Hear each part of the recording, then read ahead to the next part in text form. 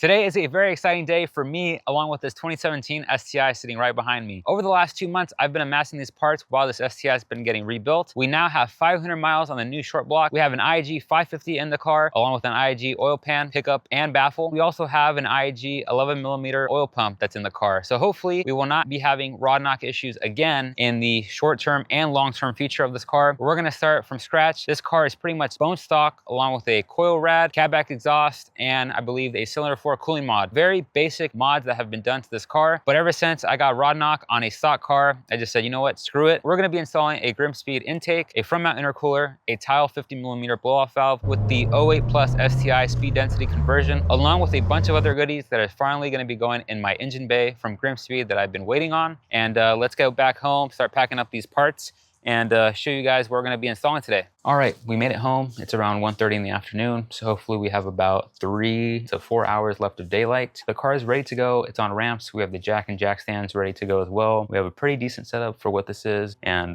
yeah, let's get started. These 2 bolts are being held onto the intercooler. This is gonna be the bypass valve. We need to loosen up this clamp that sits on the throttle body. Then over here on the right-hand side of the manifold, this side, we have 2 bolts down here. This is gonna be the bracket supporting the intercooler, 2 12 mils, and then we have a single 12mm here next to this vacuum line. Just gotta move it out of the way. And then on the left hand side, we got this other 12mm bolt, and you guys just need to remove pretty much 1, 2, 3. So we have 4, 2 right there. We have 6 bolts. This clamp and this intercooler is free to go. I actually forgot to mention this one right there needs to get loosened as well for this whole intercooler to come off.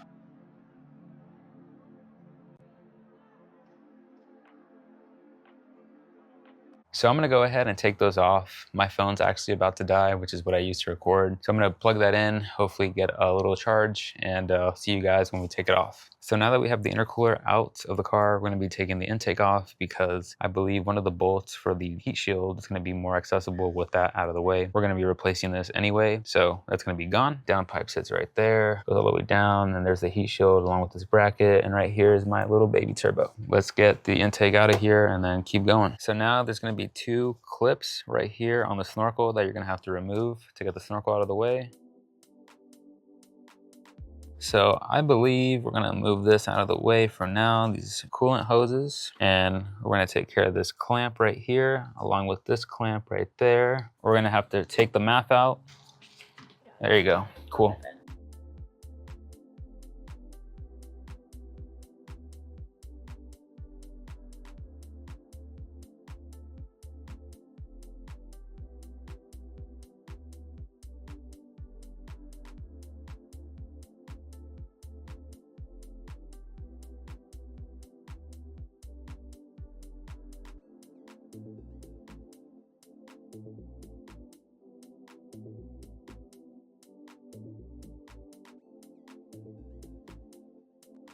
There you go. So hopefully that bolt will help take off this lower bracket. I think there's another bolt down here that supports it because we're gonna be needing to get to these little bolts on the heat shield to make life easier to get to the downpipe. So to take off the 2 brackets, there's gonna be this bolt right here, right along the way, it's down there. Then hopping over to the right-hand side,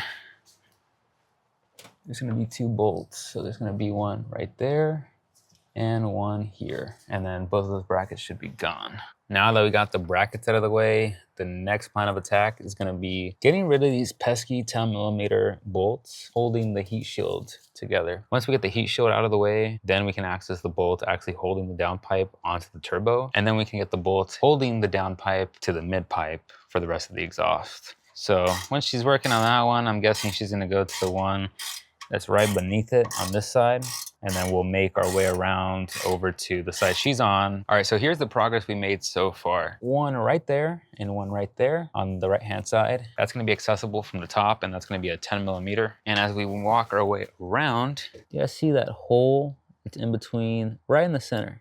There we go, focus right there.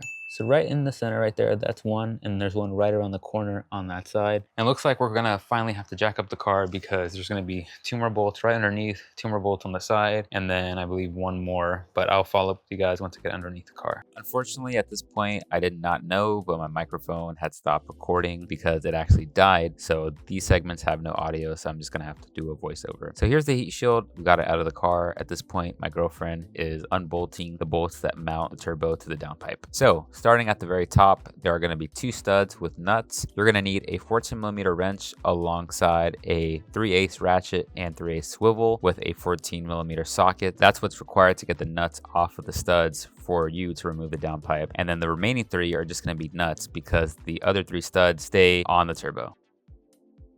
So we got the downpipe off the car. I believe the last clip you guys saw was us trying to get the downpipe off the turbo. And I want to show you guys where those bolts are going to be so maybe you guys have an easier time. This is the original flange from the original downpipe. These 2 right here are going to come off. They're going to be studs and nuts. These lower 3 right here, the studs remain in the turbo. What you're going to do is you're just going to take off the nuts from the other side and it's going to come right off. This heat shield right here got bent a little bit. I bent it so I had an easier time getting it out of the car. These are going to be the bolts for the heat shield. These are going to be the 10mm bolts that go all the way around. If you were looking at the downpipe as is on the car, it's going to look just like this. The hand is going to be right there on top. There's going to be those 2 bolts I was talking about earlier, one here and one here on the right hand side of the turbo. You make your way around. There's going to be these 2 down here. 1, 2. This also connects into this one. Now going around, I believe there's going to be one here and one here on the top and also one back here. Now the hardest ones, in my opinion, that weren't accessible were going to be the ones on the very bottom. I'll show you guys that when I turn it over. This is the underside of the downpipe. These are going to be right here and you're going to have to go underneath the car for. It's going to be a lot easier. Now getting to the bolts that hold the downpipe onto the actual car, there's going to be this one right here. This is a 14mm as well as this one right here. So that's the only one that is on the actual aftermarket downpipe that we're going to be reusing from the factory. We're now here with the car. I'm not sure how I'm going to do it without a helper today, considering I just had surgery 2 weeks ago and I'm not supposed to be lifting anything, but we'll get it done regardless. Forgot to mention as well, we went to the store this morning, 6 a.m., got off work a bit early and we picked up some anti-seize. So this is definitely going to help out with things that get heat cycled a lot, like the downpipe, things next to the turbo. So if you plan on removing the downpipe or just want ease of installation and or removal in the future, I highly recommend you guys pick up some of this stuff. A little bit definitely goes a long way here. And be careful not to get it on the actual sensor part. Just going to hand tighten it first. And then we'll torque it down with the O2 sensor socket and ratchet. All right, that should be enough. I believe it's gonna be 31 foot-pounds of torque. I don't have my torque wrench out for the 3/8 drive. Things like this aren't a huge deal. As long as you don't over torque it, you should be fine. So now the O2 sensor is back on the downpipe. Nothing left to do but to just throw it back on the car. I'm gonna go ahead and lube up all the studs. So hopefully this will be enough anti-seize. It might be a ton, but I really don't want to deal with having this headache if I ever want to remove it in the future, if we go for a bigger turbo or anything like that. So here are the 3 studs I was talking about this whole video. There was the 2 on top that you're gonna have to reuse and put back onto the turbo, to the downpipe. There's the up pipe down below it. And yeah, guys, it's pretty straightforward. You just gotta mount it up, bolt it back on, reconnect the oxygen sensor, which is right here. Just give me a second. Here's the turbo. Here's the axle right here on the right-hand side. It's just transmission. Follow it back. This is the cross-member brace. And it's gonna be this one right here if it ever goes in focus. This is where the O2 sensor goes for the rear. You're just gonna route it underneath the brace, I believe, and plug it back in right there.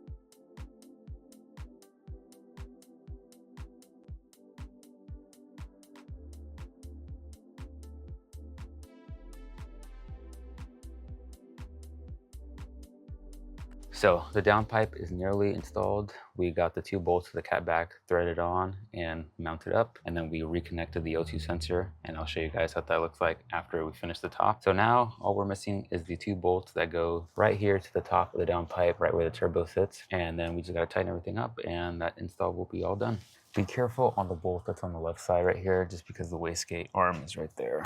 So it looks like everything's tight as far as it can be by hand. Now we just gotta torque these down. Oh yeah, I forgot to mention, so on the lower three, due to the fact that the studs are really far, you are not gonna be able to use a regular socket. So at this point, you're gonna need a 14mm deep socket.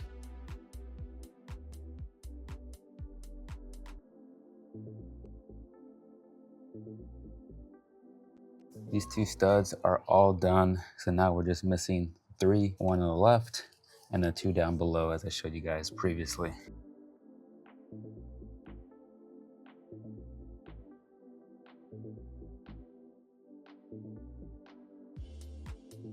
Everything's finally installed. I'm gonna give you guys a quick walk around, show you guys underneath the car, and that'll be it for this video. So here are the three other studs and nuts. So you can actually get the left and right one from top. You just have to play with the angles. This bottom one right there, the one in the middle, is really hard to get to. Kind of hard to see on camera, but there's not much room. I ended up scraping it a bit. You guys can see the little smudge right there. You're just gonna have to get a 14mm wrench and use the open end, just go at it. So here's the O2 sensor. This is the lower end of the downpipe. So we're gonna follow it around.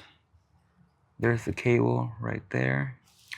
Work our way around, and there it is. There is a little rivet in which the sensor sits right here. I'll be putting that back in. Unfortunately, I'm not sure why the original bolt that goes here, I was not able to get it back in. I'm not sure if that's due to the threads being stripped or what, but this is where it goes. The actual downpipe isn't fully seated all the way down, so maybe that's why, but I can't be pulling or exerting myself too much, so we'll leave that to her. This Invidia Catless downpipe install went better than I expected. Luckily, we didn't round any nuts, and fortunately, none of the studs got stuck in the turbo. I've done that before, and it's turned into an absolute nightmare, and I'm very thankful that my girlfriend was able to help me out today because of the fact that I would not have been able to do this without her, just because I'm so limited with the surgery and everything. That's gonna be it for today's video. I hope you guys really enjoyed the content. Hope you guys check out the next video in the series. Right after this, I'm gonna start filming the Speed front mount intercooler install. But anyways, let me know what you guys think of the video. Hopefully you guys liked it. Let me know, leave a rating, and stay subscribed because we're gonna have a ton of content coming out for this STI.